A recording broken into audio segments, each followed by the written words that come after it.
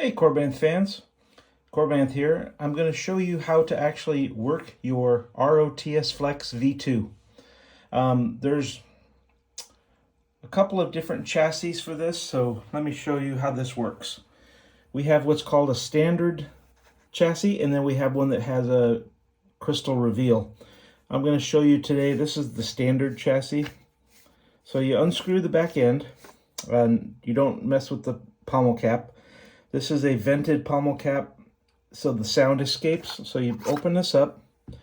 The way that you get your chassis out is you have to turn it. So you turn it, it only goes one direction, and then you can pull the chassis out.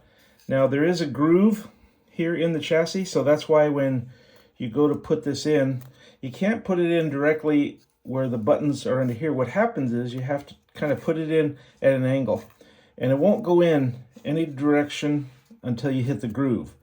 So if you see this goes in, and then what happens is it rotates.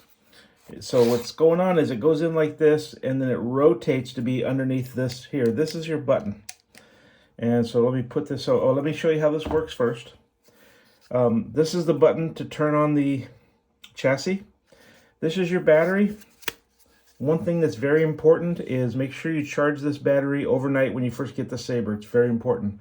This little nub should be touching this nub here. There's a flat side of the battery, or flat side of the battery, and a flat side in the chassis. So nub to nub, that's the best way to do it. So this goes in.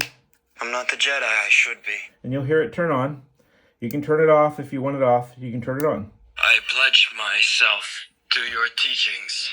So like I said, this goes in, you find where the groove is. When you find the groove, it goes all the way in, and it goes into place. If for some reason it's a little loose, you can, when you go to put the back end on, what I've done in the past is I've held down on the button to keep the chassis from moving out of position while you put the back on. So I'm going to hold it down.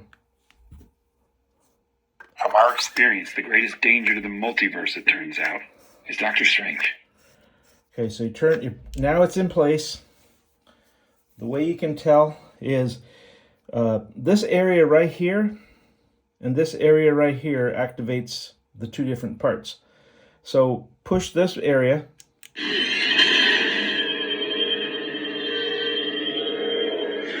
And then this one. Anakin. So sometimes it's switched. Sometimes this is the font changing button and this is the ignition, and sometimes this is the ignition and this is the font. It doesn't matter. Each way is right and each way is wrong. But for this particular one, the bottom portion lights up the blade. To turn it off, you can hold down the button. I'm holding it down and it ignites. If you want to change fonts, you can push this area right here. If you will not turn to the dark side, then she will. You can also, to turn off the ignition, you can twist it. So watch, turn on, twist, off. And then again, this is the to change fonts.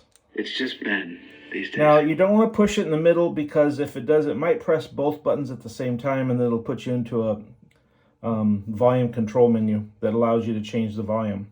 So that's how it functions. You just have to make sure you get the chassis in correctly. This button right here is not a working button. This is, you untwist it and it keeps your blade in. So it's basically a blade. It's a blade retention screw. So you put the blade in as far as it'll go, and then you turn this to lock it in place, and then you light it up. See, make sure you get it. Now, some people will do this. See, like, so I take it out, and then I'm twisting it a little bit, and they try to put it in.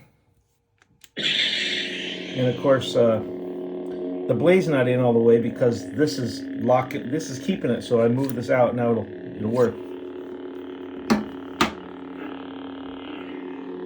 So blade retention screw.